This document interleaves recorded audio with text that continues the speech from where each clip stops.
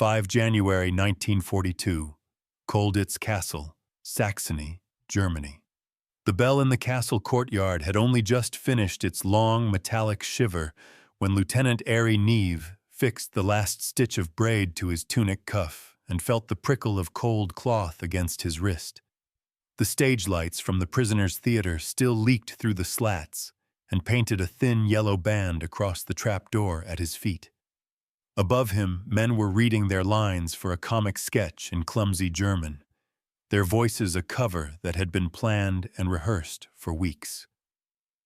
Beside him, the Dutch officer Anthony Lutane breathed slowly and kept one hand on the wooden rungs that led up to the opening. Neave sensed the weight of the uniform he wore, a careful assembly of scavenged cloth, re-dyed fabric, and insignia shaped from odds and ends that had been bartered in the workshop. He had once tried to bluff his way out in a poor disguise, and the searchlights that night had turned his jacket a startling shade that looked almost green, and the guards had laughed and sent him back to his cell. He carried that memory like a hot coal in his pocket, a reminder that an error of tone or seam or posture could undo years of waiting. Now he listened to the hallway sentry stamp his boots on the stone and then fall still. He moved first, up through the trapdoor, out of the backstage gloom, across the boards in the half-light, with his chin set in the hard line of an NCO on duty, and then down the steps into the corridor that led toward the kommandantur. A guard glanced at them and glanced away. The new uniforms carried their own authority. The castle smelled of wet wool, coal smoke, and carbolic from the infirmary, the same smells he had learned to associate with each season since his capture at Calais in May 1940. He told himself to keep the stride even, neither eager nor slow, and to treat every doorway as if he belonged beyond it, because tonight, for the first time since the guns fell silent on the beaches, he did. Past the heavy door and out into the open air of the lower yard, past a bicycle leaning against a wall that for a heartbeat tempted him to reach for it, as a free man might, past 2 sentries who did not trouble to look at his papers. When the outer gate clicked shut behind them and the cold of the Saxon night reached his scalp through the cap, Neave felt a strange quiet open in his chest. The plan had begun to live in the real world. He and Lutane walked on toward the town, 2 figures under blackout shades and a winter sky that hid its stars behind high cloud, and each step pulled the castle a little farther into the past. Colditz, in that winter of 1941 and 1942, was not merely a place on a map, but a carefully selected institution within the German system. Auflag IVC, as the army listed it, held officers who had already shown a talent for slipping through wire. The town lay on a bend in the Zwickauer Mulde, and the castle stood on the high ground above it, with curtain walls and towers that had seen centuries of conflict. The garrison treated the place as a final proof that ingenuity could be caged. Inside were British and Commonwealth airmen and soldiers, Poles, Dutch, French, and others placed there because ordinary camps had failed to hold them. The Germans called it a special camp, and the word special meant thick doors, more guards, controlled work parties, and regular searches. Yet it also meant a concentration of minds with a single shared subject. Men in their 20s and 30s who in civilian life had been engineers, solicitors, draftsmen, and craftsmen turned their skills toward the mathematics of freedom. They measured stair treads with spoon handles, weighed bolt patterns with memory, and learned guard habits like shop stewards studying a factory floor. Neave had arrived after a long chain of moves that began when the Calais garrison was overwhelmed in late May 1940. He had tried to escape from other camps and found himself sent to the place where the Germans believed talent for escape would be blunted by stone and routine. The German record made a dry note of each attempt, with dates and times entered neatly. The first serious Colditz attempt for Neave had been on 28th of August, 1941, when he tried to pass as a German corporal, and the arc lamps on the outer works turned his improvised cloth into a color no corporal ever wore. That failure taught lessons that fed directly into the second attempt. The prisoners developed a theater to lift morale and to provide noise and movement. They built false walls that could hide men. They mapped cellars and ventilator shafts. They gathered cloth that would take dye and studied rank signs so closely that they could draw them freehand. Authority in the camp changed tone with the seasons and with the pressures of the wider war. In the second half of 1941, Britain had survived the air battle, and the Soviet Union had dragged the Wehrmacht into a winter campaign that would begin to consume men and machines at a scale unseen in Europe since 1918. That widening war changed the guard roster as experienced men were posted east and replaced by older reservists and very young soldiers. It also changed the mood of 1,000 small towns, which meant that a man in uniform walking through a station at night might find himself noticed only if he behaved as if he did not belong. The immediate point of the plan was to reach a local station and then ride the lines like any other pair of military clerks, changing at the right junctions, answering curtly if spoken to, and always within calling distance of a timetable that had been memorized line by line. The larger point was a simple geographic truth. Freedom lay in Switzerland, and Switzerland could be reached if a man could find the border near Singen.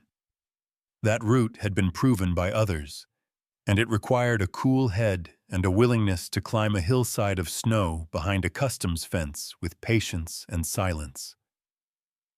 They reached the station and found the platform hung with the breath of waiting men. A military transport rattled in, lamps hooded, and when the doors slammed and the carriage lurched forward, Neave fixed his gaze on the window and saw his own reflection slide across the dark. The intimacy of travel in wartime had its own rules. Men stared at boots and at the ash falling from cigarettes and tried not to add weight to any watchful eyes. Somewhere behind the hills to the east, the winter of the Eastern Front was raging. News seeped into the camp by rumor and by the evidence of new faces in Feldgrau who had come west to recover. In November, the German advance on Moscow had lost momentum. By early December, the Red Army had counterattacked, and the temperature fell to a level that killed men in unheated trucks. Those statistics mattered inside Colditz, because pressure on the regime could mean sloppier routine at the level of a local guardroom. It also mattered because it reminded the castle of a simple thing that escaped men must never forget.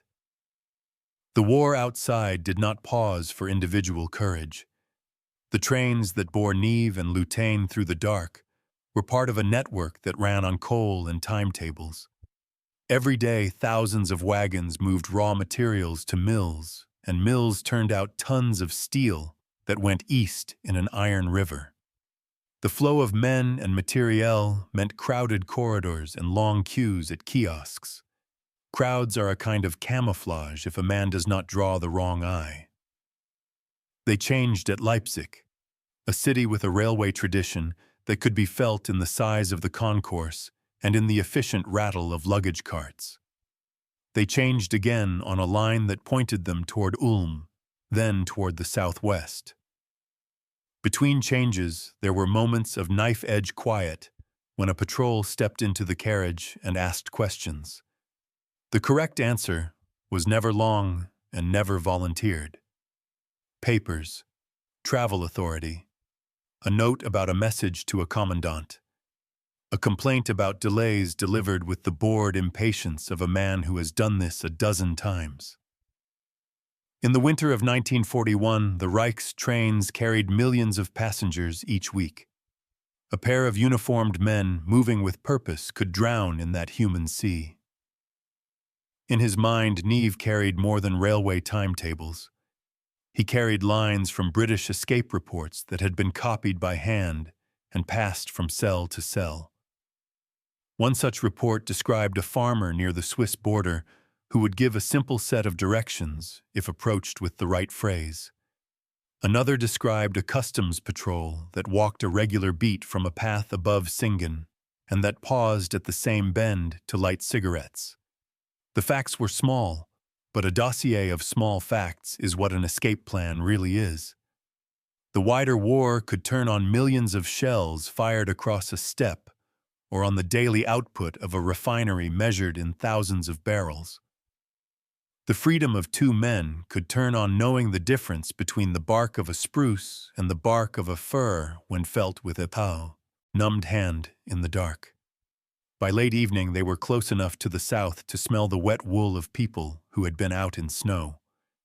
The plan allowed for sleep only as a ration, and they used the drift of the train to rest their eyes for a count of 100 and then swap the watch between them. At a small wayside halt, the carriage emptied for a few minutes, and Neave and Lieutenant took the chance to move to a quieter compartment. A policeman stood at the far end and watched the platform with the practiced patience of a man who knew that time itself would flush anomalies out of the crowd. Neave looked past him to a poster that urged silence and industry. The numbers printed on such posters always drew his eye because numbers had ruled his life since captivity. Head counts at roll call, numbers of rations distributed, distances paced out in corridors and then converted to yards on a mental map of the cellars under the chapel. Now new numbers pressed into his mind.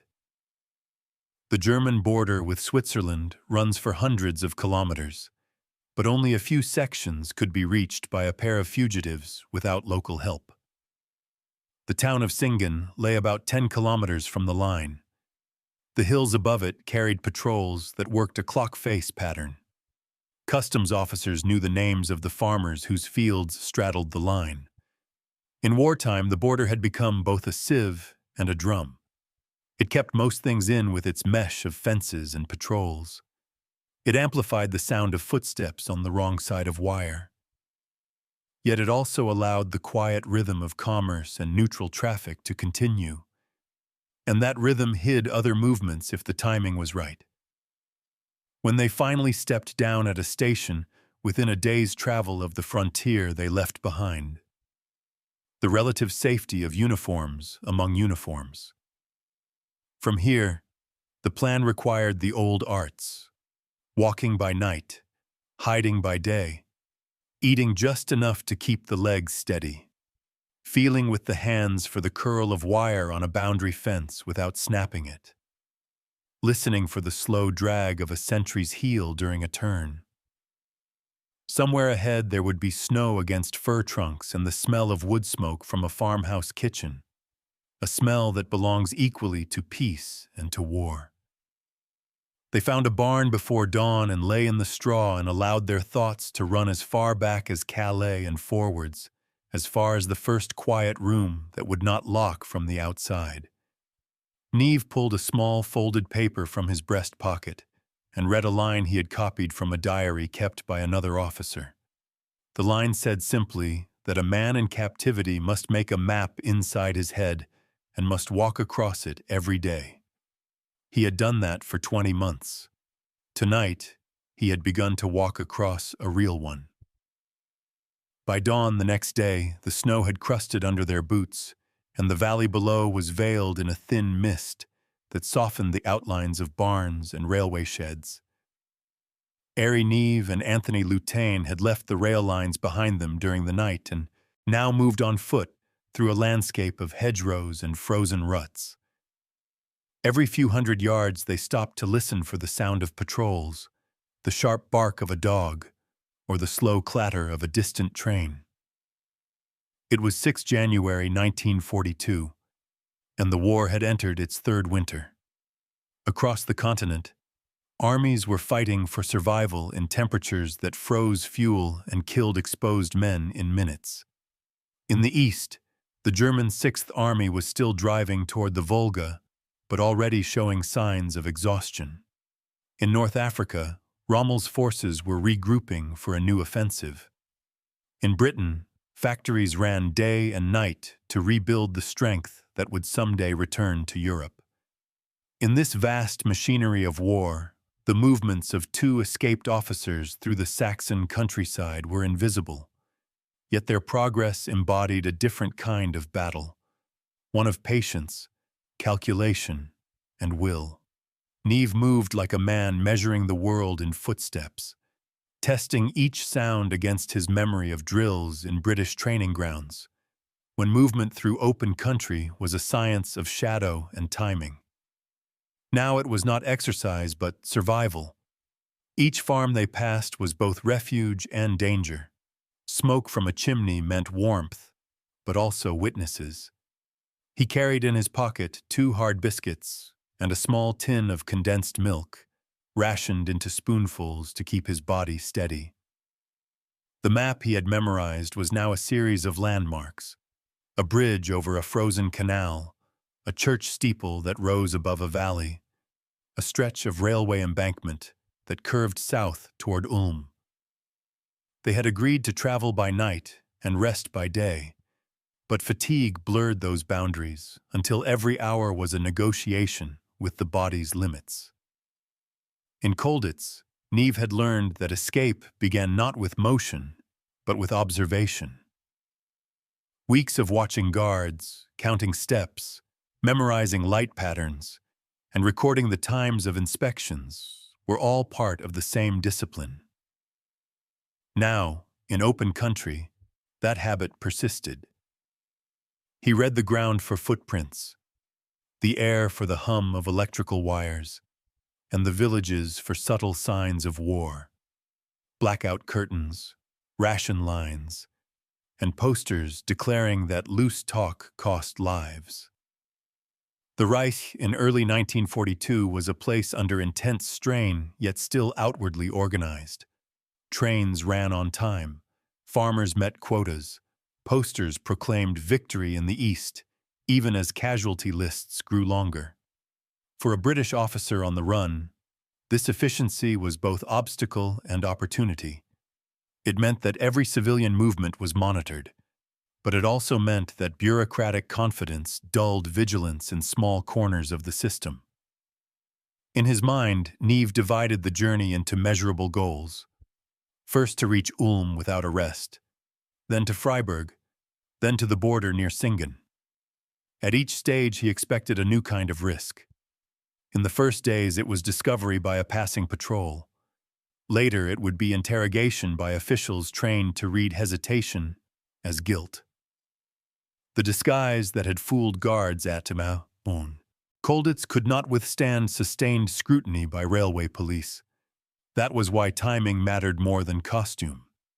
Every hour gained before daylight increased the chance of blending into the day's first movements of commerce. The statistics of escape were grim.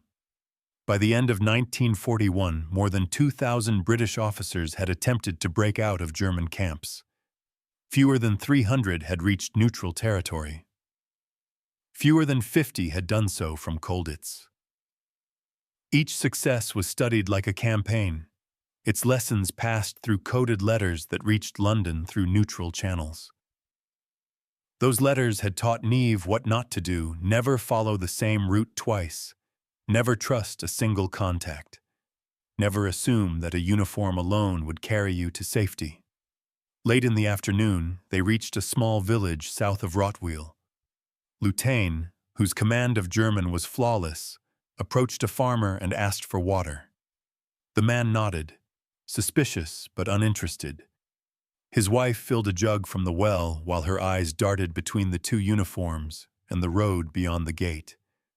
They drank quickly and moved on. When the village bell struck 5, they found shelter in a hayloft and lay silent as a cart passed below. From a gap in the boards, Neave watched children carrying bundles of firewood, their breath rising in white plumes. It was a vision of ordinary endurance that contrasted sharply with the images of war he carried in his head. Later, when the barn had grown still, he took out a small stub of pencil and wrote in his notebook, recording each hour and landmark. He knew that if he failed, the notes might help another man. If he succeeded, they would form a record of method rather than luck. Outside, the war continued its own arithmetic. On that day, Allied bombers struck Wilhelmshaven, sinking several ships and damaging port facilities. In the east, German losses near Rashchev were mounting toward 100,000. Those numbers dwarfed the lives of 2 men moving through the countryside. Yet history is built from such parallel lines. One of grand events, the other of individual acts that illuminate the human scale of endurance. Neave slept in short bursts, dreaming of corridors and keys and the low thud of boots on stone. When he woke before dawn, he could feel frost stiffening the edge of his collar. He shook Lieutenant gently, and together they stepped back into the dark, guided by the faint thread of the Milky Way that cut through the clouds. By the third night they were near Tuttlingen. The rhythm of escape had become almost mechanical. Walk for an hour, listen, rest for 5 minutes, walk again. They crossed the Danube by a small bridge and kept to the riverbank until the land began to rise. Neave's boots were splitting at the toes, and his fingers had lost feeling, yet the thought of capture pressed him forward. Each sound became a potential alarm: the crunch of snow, the squeal of a barn door, the far bark of a sentry dog. They avoided villages and slept in woods, using their coats for warmth. The snow reflected faint light, turning every movement into a slow dance between concealment and necessity. By now, the world beyond their immediate horizon was collapsing into headlines they would not see until months later. The Japanese were advancing through Malaya. Singapore would fall in February. The Battle of the Atlantic was claiming hundreds of ships each month. The war's scale had outgrown any single map, but the escape of 2 men still carried symbolic weight. In London, the War Office maintained detailed files on successful escapes, not only for morale, but for intelligence. Each report contained data, border patrol routines, police methods, the mood of the population, that would be used in planning for the eventual invasion of Europe. When Neave and Lieutenant reached a ridge that gave them their first view of the southern horizon, the land folded away into the pale shimmer that meant Switzerland was near. They could almost smell the promise of neutrality in the air. Yet the final miles were the most dangerous. German customs posts along the Singen frontier were equipped with floodlights, dogs, and automatic alarms connected to field telephones. The statistics of recapture in this zone were high. Still, numbers had always been only half the story. Determination filled the other half, and Neave had carried that with him since Calais. As the sun sank behind the hills, he and Lieutenant crouched in a copse of fir trees and studied the pattern of patrols below. They waited for full darkness, counting the minutes by the rhythm of their breathing. The night had fallen heavy and windless, a silence so deep that even the crunch of snow seemed an act of betrayal. Airey Neave crouched behind a frozen hedge on a slope above Singen and studied the line of watch huts along the customs fence. A single bulb glowed above each doorway, throwing pale circles across the white ground. Between them ran a double row of wire, the inner one higher, the outer set with warning bells that would chime if touched. Beyond that, less than 200 yards away, was the darkness of Switzerland. For most men, that narrow strip of snow was just another border. For Neave, it was the end of 20 months of captivity. The wind carried faint sounds from the valley, the rhythmic clank of shunted wagons, the cough of a locomotive, the far-off bark of a sentry dog. He turned his head toward Lieutenant and raised 2 fingers. 2 minutes. The Dutch officer nodded and checked the small pair of pliers they had carried from Colditz, disguised for weeks as a stage prop. Timing was everything. Patrols passed every quarter of an hour, and each turn left a gap of barely 90 seconds. When the guard at the nearest post turned to light his cigarette, the 2 men moved. They crossed the open snow bent low, boots muffled by cloth wrapped around the soles, their breath controlled to avoid the plume of vapor that could catch a Colditz searchlight. Neave reached the wire and pressed his palm to it. Cold metal burned his skin, but it did not sing with the vibration of alarm. He cut a small gap, eased it open, and slid through. For an instant his coat caught on a barb, and his mind flooded with the image of a torch beam, a shout, a shot. But nothing came. Lieutenant followed, and they moved together into the neutral darkness beyond the second fence. They did not speak until the ground underfoot changed texture, the snow softening into the crusted ridges of a plowed field. Only then did Neave whisper the word that had lived in his mind for months. Free. Behind them, the frontier lights kept their rhythm, indifferent to the passage of 2 more names that would soon vanish from the German rollbooks. Ahead lay Switzerland, a land that had been both spectator and shield throughout the war. In early 1942, the small Alpine nation was surrounded by Axis-controlled territory, but maintained a fragile neutrality enforced by geography and diplomacy.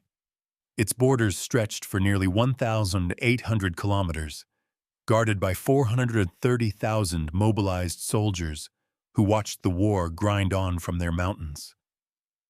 For Allied escapees, it was the nearest place where international law still held meaning.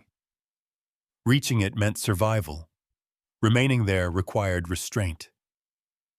As Neave and Lieutenant descended toward Singen's outer fields, they saw faint lights in the valley, farms where families slept, unaware that fugitives crept past their walls. At the edge of a wood, they found a small stream frozen in a thin shell of ice. They followed it downhill until they reached a track, and in the distance they saw a figure with a lantern. For a moment both froze, but the figure did not raise an alarm.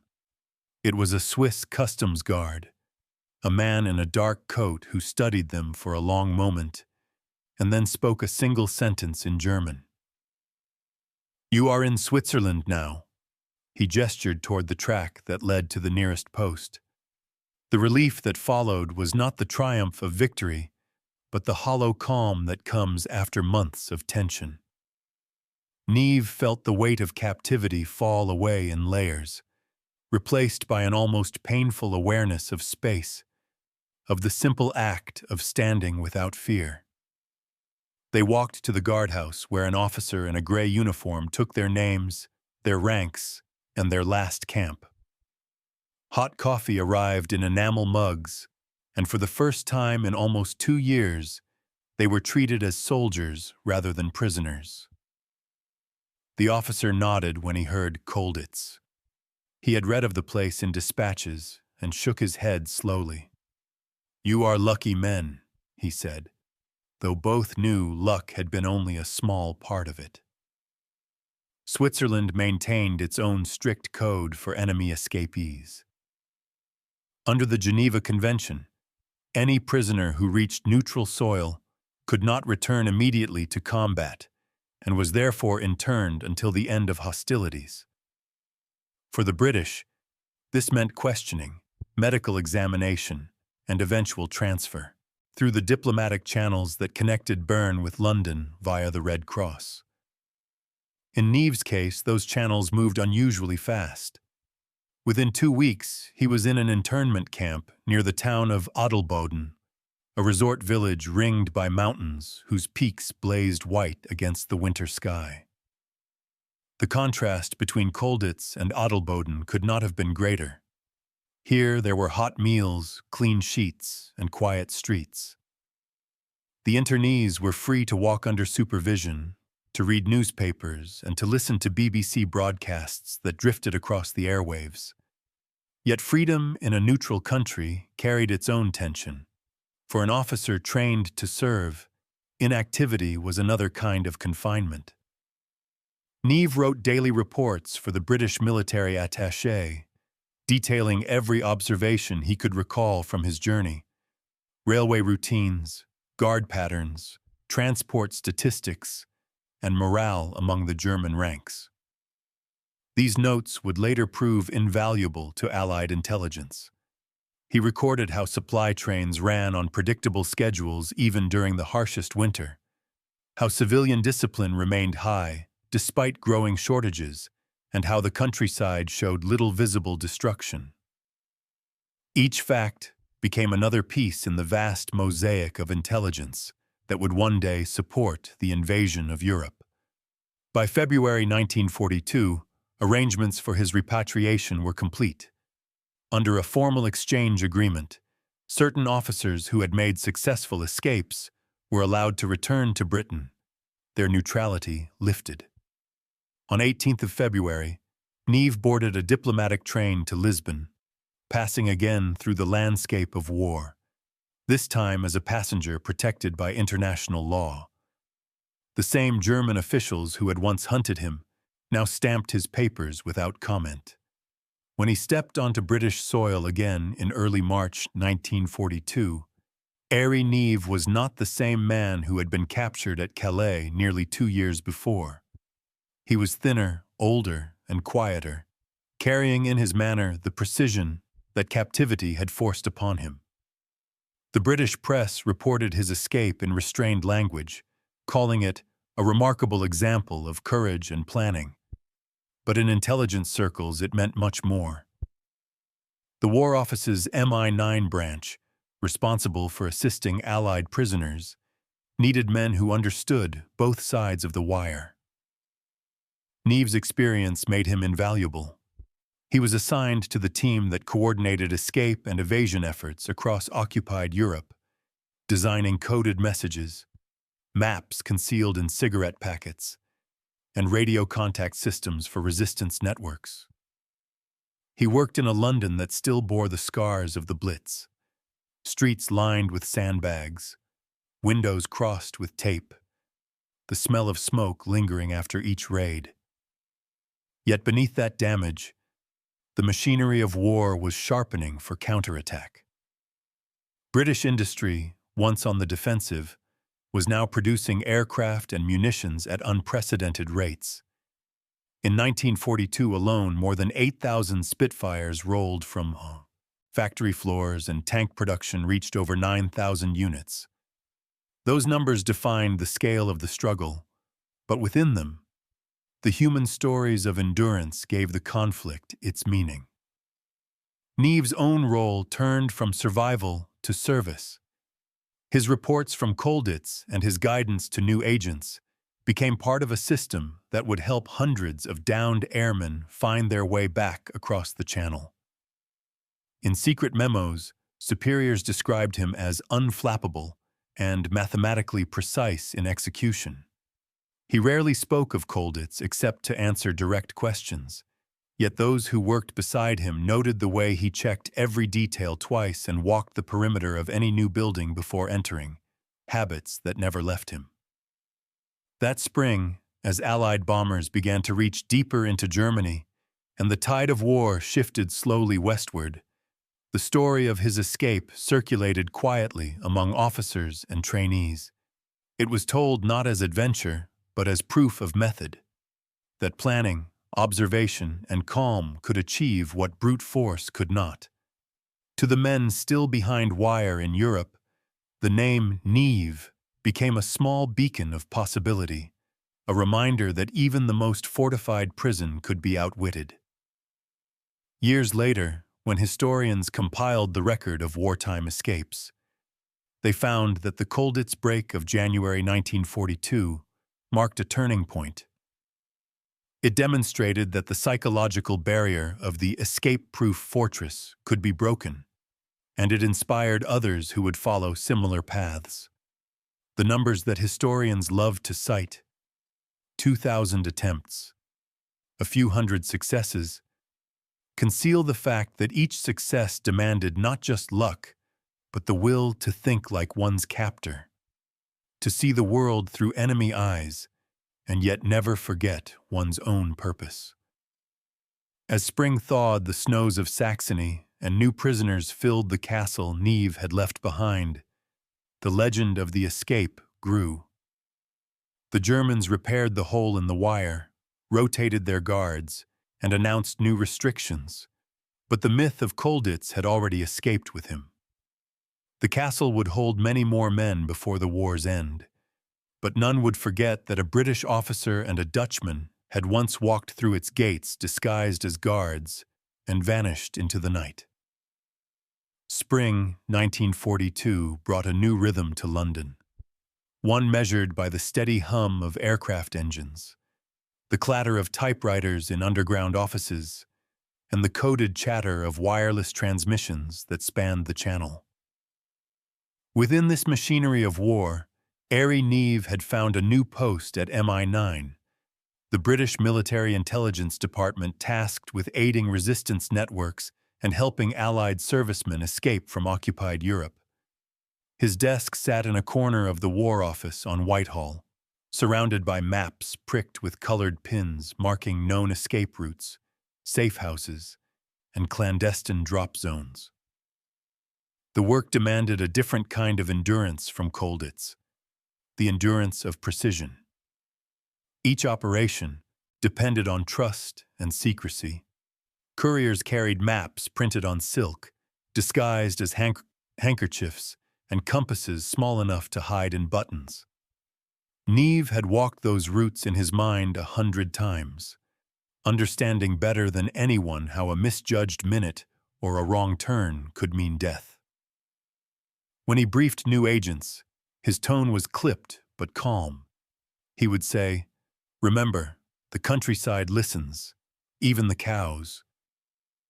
It was not humor, but memory speaking. The escape from Colditz had made him one of the few officers in Britain who knew firsthand how the enemy thought, and MI9 valued every fragment of that insight. Each evening, after the office emptied and the blackout curtains were drawn tight, he stayed late, sketching lines across maps that linked France to Switzerland, Belgium to the North Sea, Poland to the Baltic. He called them corridors of silence, paths that existed only when walked with courage and restraint. Beyond his office window, London was still a city at war. Between March and June 1942, German bombers carried out nearly 100 night raids, though smaller than the Blitz of the previous year. Searchlights still cut through the clouds, and the dull thud of anti-aircraft guns was now part of the city's heartbeat. On one of those nights, Neave walked home along Whitehall after a raid and saw the dome of St. Paul's shining above a haze of smoke, untouched, a reminder of endurance as powerful as any uniformed hero. He wrote later that the survival of London had changed how he understood captivity. The bars of Colditz were iron, but the bars of fear can fall over an entire nation. To break either requires belief. In those months, the British government was preparing to strike back with greater coordination than ever before. The Royal Air Force expanded its bombing campaigns, targeting industrial centers in the Ruhr. Each mission meant hundreds of men flying into enemy skies, and not all would return. For those who parachuted into occupied Europe and evaded capture, MI9's escape lines became their only hope. Neave oversaw contact with two of the most effective networks, the Comet Line, run largely by Belgian resistance workers, and the Pat Line, stretching from Paris to the Pyrenees. Every week, new reports arrived in secret code describing airmen hidden in barns, cellars, and convents. Each success carried a cost. For every man who crossed into Spain, another was captured and executed. Yet morale within MI9 remained steady, held together by a quiet conviction that each rescued life balanced a scale somewhere larger than numbers could measure. By the summer of 1942, Neave's name was circulating among those shaping future plans for continental operations. His knowledge of German infrastructure, gleaned from observation during captivity, made him a valuable voice in discussions about how and where an invasion might eventually succeed. The War Office tracked not only troops and supplies, but also the pulse of occupied territories, food shortages, factory output, and civilian sentiment. Statistics flooded daily briefings. 3.6 million Germans on the Eastern Front, 250,000 Italian troops in North Africa, 8 million workers mobilized for war production. Amid such vast figures, MI9's ledger of escapes, sometimes just a dozen successful crossings a month, seemed small, yet each entry represented a thread connecting Britain to hope inside occupied Europe. Neave understood the psychology of imprisonment better than most. He corresponded with families of officers still held in camps, explaining procedures for Red Cross parcels and coded letters. When permission came to publish a brief account of his escape in the London press, he refused personal attention, insisting the article emphasize method, not heroism. The headline read simply, "From Fortress to Freedom, a British officer's escape." His words were matter-of-fact. It was not strength that carried us out, but order and observation. The autumn brought new challenges. As the war widened to North Africa and the Pacific, MI9's operations stretched thinner, their couriers crossing mountains and rivers under worsening conditions. Neave worked 16-hour days, often sleeping in the office. He met daily with officers from SOE, the Special Operations Executive, to coordinate supply drops and safe routes. He was also drawn into planning for future Allied landings, providing data on German rail logistics, fortress garrisons, and the efficiency of their transport corps. Each fact had once been a distant observation from behind bars in Saxony. Now it was a strategic tool. His calm precision impressed his superiors, and by the end of 1942 he was promoted to head of the escape section, dealing with Western Europe. Yet even as his professional standing rose, he remained haunted by the faces of those left behind. Letters from Colditz, smuggled through neutral channels, described harsher conditions, stricter surveillance, and deepening despair among prisoners. The escape he had accomplished had inspired others, but it had also tightened the regime for those still inside. He carried that knowledge heavily, writing in one of his notes, "Freedom, once seized, carries the weight of those who remain chained." The line was never published during his lifetime, but it survived in his papers, a quiet echo of the burden carried by those who escape when others cannot. As 1942 turned to 1943, Britain's fortunes began to shift. The victory at El Alamein in November marked the first decisive Allied advance of the war, and news of it spread through every headquarters, barracks, and factory with electric force. Neave watched the crowds gather in Trafalgar Square, their cheers mingling with the hum of trams and the wail of distant sirens.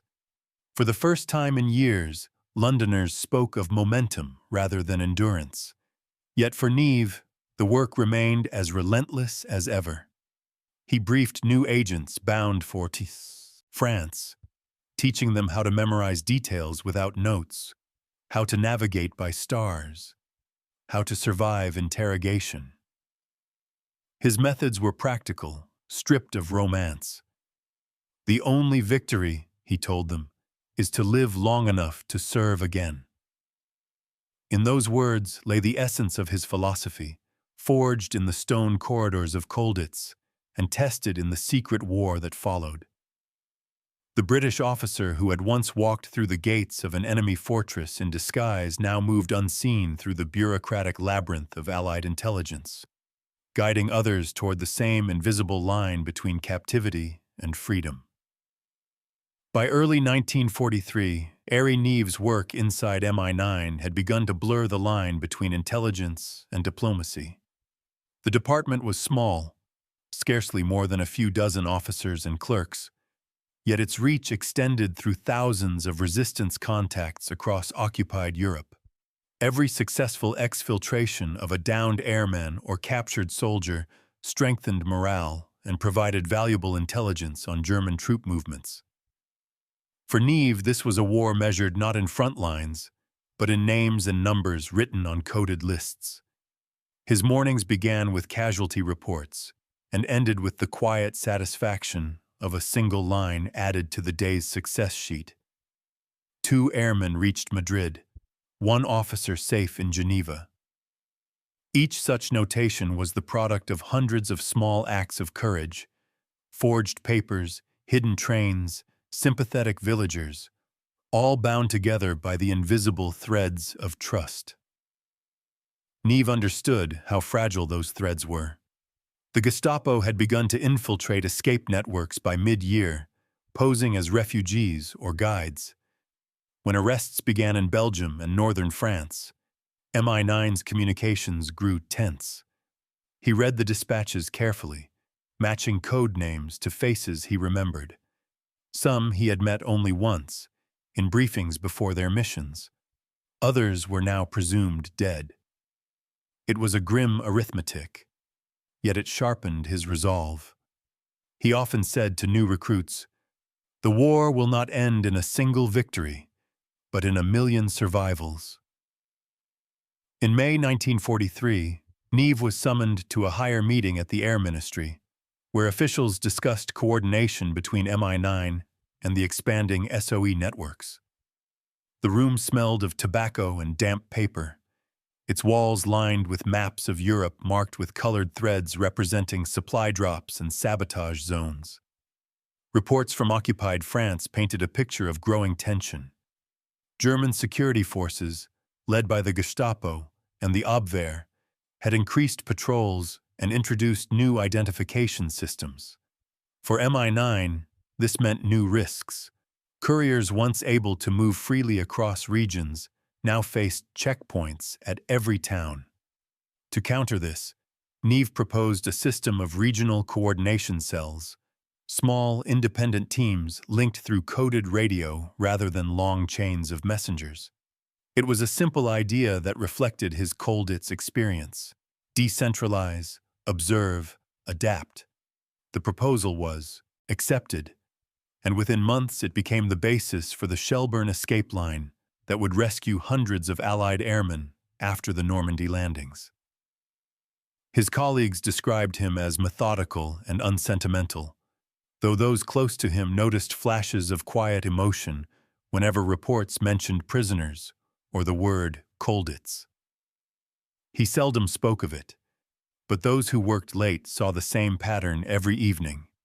He would walk to the window, glance toward the dark Thames, and then return to his papers with renewed focus. By summer, Britain's strategic bombing campaign was in full force. Every week, hundreds of aircraft lifted from bases in Lincolnshire and Norfolk, crossing the North Sea toward the industrial heart of Germany. Casualty rates were brutal. Sometimes 1 bomber in 4 failed to return. Each missing crew meant new work for MI9, whose escape lines strained under the influx of survivors.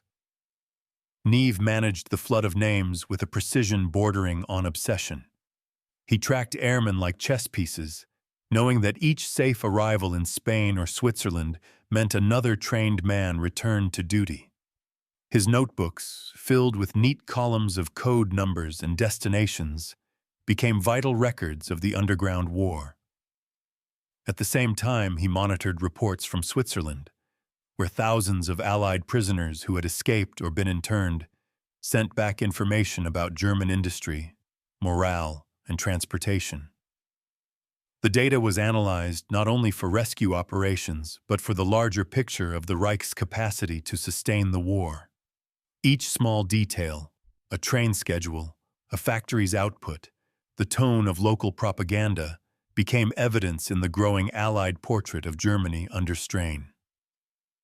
In December 1943, Neave attended a meeting with representatives from the American OSS, newly coordinating with MI9. The Americans were impressed by British experience in the field of evasion and escape, and Neave's Colditz escape was well known among their officers. Yet he treated their admiration with characteristic reserve. His focus had turned to what would follow liberation, how to deal with the thousands of Allied prisoners still in German camps, and how to prepare for the moment when the Nazi regime collapsed. He began drafting a memorandum outlining procedures for the rapid repatriation of prisoners once Germany's defenses broke. It included detailed proposals for medical aid, registration, and transport, the same logistics that had fascinated him as a prisoner observing the German system from within. In a quiet way, he was already planning the post-war order. The man who had once risked everything for personal freedom was now shaping the mechanisms that would secure freedom for thousands. As 1943 gave way to 1944, London buzzed with preparation for the coming invasion of France. On the surface, the city carried the same rhythms of rationing and air raid sirens, but beneath it, a tide of activity surged through offices, airfields, and ports. Neave's files grew heavier by the week. Every code name, every escape route, every lesson learned in captivity was converging toward a single purpose. The world he had known as a prisoner, a world defined by walls and maps of wire, was about to burst open.